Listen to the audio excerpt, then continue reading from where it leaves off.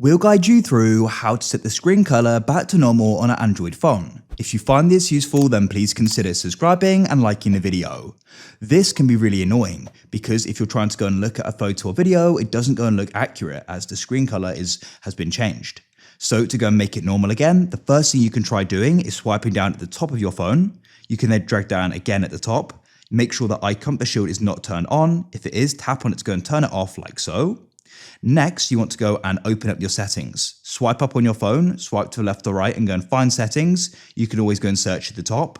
Now you want to go down and you want to find the option modes and routines and make sure you haven't got one of these turned on as they can go and change how it goes and looks. So go and turn them off if you do.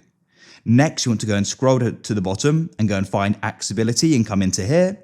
And what you want to do is go and find vision enhancements. Go and make sure this is set to default, turn off the contrast options here, turn off highlight, color inversion, turn off color correction as well. Then you can come back and also go and turn off color filter. Now it should be looking normal again.